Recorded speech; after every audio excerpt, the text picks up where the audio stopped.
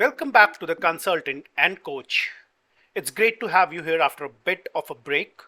I've been juggling a few things behind the scenes which delayed this episode, but I'm excited to be back. It took some time to settle on today's topic, but I'm confident you'll find it valuable. Let's dive right in. Can you learn to play cricket just by reading a book or watching a video? What about driving a car? Can you master switching gears and avoiding those jerky stops just from a video or a simulation? The theoretical part is an important piece in the learning jigsaw, but definitely not the only one that can put the puzzle together. My boy is 5. He's learning to skate these days. I've noticed his coach constantly reminding him to bend his body forward and move his arms. But all that theory means nothing until he puts on those skates and practices for real rather than just sitting on the stairway to the rink. Do you notice anything common in these learning curves? Whether it's learning cricket, driving, skating, or anything new, the pattern is the same. If you don't practice the skill, you don't learn it, and you don't get any better at it. Worst part, over a few days, you would have even forgotten it. Take Microsoft Excel for example, trying to master a formula, pivot tables, or lookups. Can you become an expert just by reading about them, completing an online course, and posting the accomplishment on social media? No, you can't. No one can. The change, learning, and progress happens only when you practice what you have learned on the spreadsheet. You'll make errors, get baffled initially, but as you practice, you'll get better at it.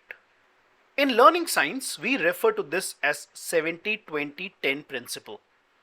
Cracking the code, 10% of learning happens in formal training sessions, 20% through networks, peers, and mentors, and a full 70% through practical, hands-on experience. And this is one very common reason why many learning projects fail to make the impact they are designed for. Because the practical application gets overlooked in the journey design. Remember, learning does not end in the training room with Kirkpatrick's L2, but continues outside of it on real ground with L3 and L4.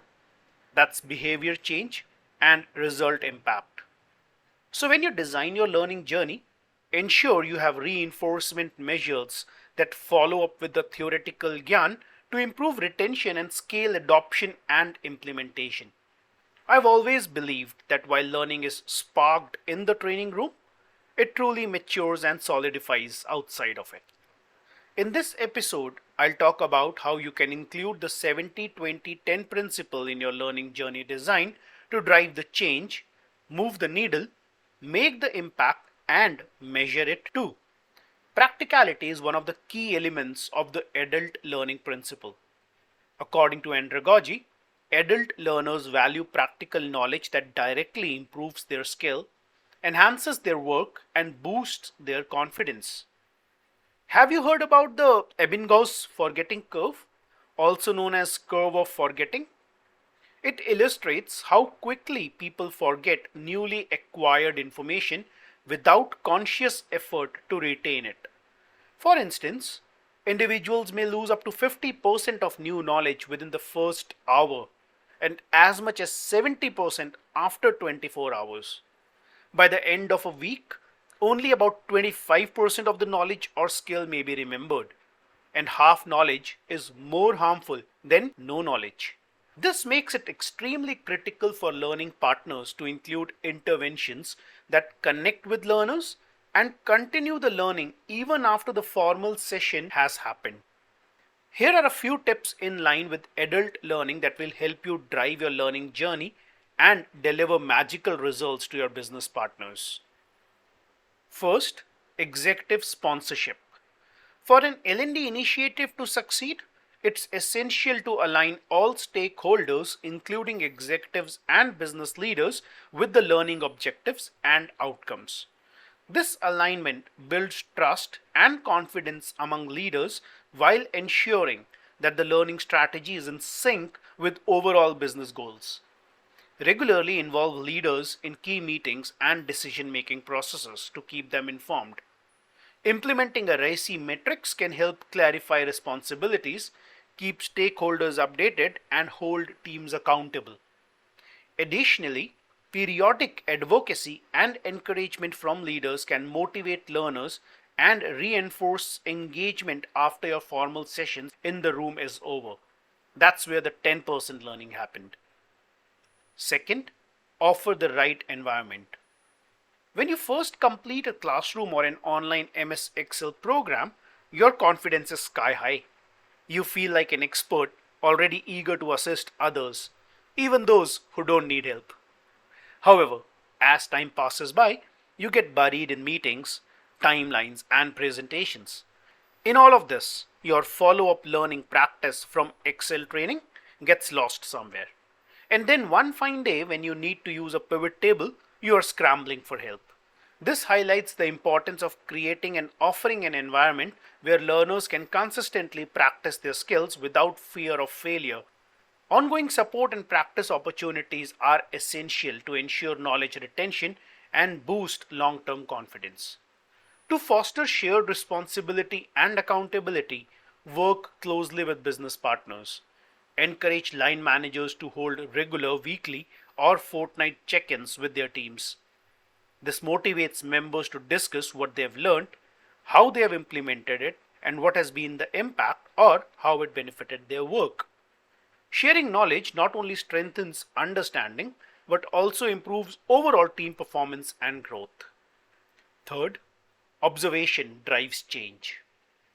Have you read or heard about the famous series of Hawthorne experiments? These experiments were conducted at Western Electric Company's Hawthorne Works in Cicero, Illinois between 1924 and 1932. The researchers were trying to understand what increases employees' productivity. They would change the variables at the workplace, but with every change, the productivity would also change. This led to the discovery of the Hawthorne effect, a phenomenon that says people perform better when they feel watched. To integrate this concept into the 70-20-10 learning model, I recommend involving business leaders and managers in conducting periodic structured discussion and feedback sessions with their team members who participated in the learning session. Discussion and feedback should be based on the follow-up journey post formal session and how the learners have been implementing the learned skill. Using a structured model like SBI, situation, behavior, and impact to navigate these discussions ensures focus. These sessions should emphasize the practical application of learned skill. This approach can spark widespread engagement and motivation, much like the Indian cricket team's dressing room recognition of top fielders during a recent tournament. Public appreciation leads to a ripple effect of high performance and enthusiasm across the organization. Fourth, build processes that nurtures learning environment. In any learning journey, 4 key stages unfold. Unconscious incompetence, that's the stage where you are unaware of what you don't know. Second, conscious incompetence. You realize there is a gap in your knowledge or skill. Third stage is conscious competence. This is where you understand the skill, but you need deliberate effort to perform it. The last is unconscious competence. The skill now becomes a second nature to you, like automatically braking when you see a danger. This action was not instinctive at first, but over time it became your muscle memory. Learners often feel most nervous when transitioning from conscious incompetence to conscious competence. I remember learning to ride a bicycle as a child. I was terrified to pedal without my dad holding the cycle steady. Not only this, I remember he would run holding the cycle from behind as I pedaled. Without the supporting wheels on the side, I was scared of falling, and this made the early stages of learning a bit intimidating. My son went through something similar while learning to skate. He was hesitant, always wanting his coach or my wife nearby, so he could hold their arm as he cautiously moved forward. In both cases, confidence came with time and practice as we both mastered the skill. The common keyword here: practice. Mistakes and anxiety are natural when learning a new skill. As a learning partner, it's crucial to collaborate with stakeholders to create a supportive environment that encourages learning adoption. Processes and initiatives such as SME, subject matter expert support, mentor mentee, or buddy programs can be invaluable in guiding new learners, helping them practice and build confidence. These efforts can significantly improve outcomes and will reflect in Kirkpatrick's L4 and L5 evaluations, that is, behavior and result.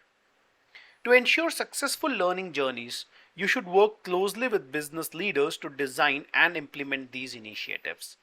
While instructor led or self paced learning builds a strong foundation, that's 10% of the learning, about 20% comes from formal and informal networks, and the remaining 70% happens on the job as learners apply their knowledge. So, in the design phase of ADDIE, it is important to incorporate systems that foster a safe environment for failure and encourage learning. By doing so, you can better support your teams in gaining confidence and competence. So let's create safer places for learning and growth. Thank you for listening to this episode of The Consultant and Coach.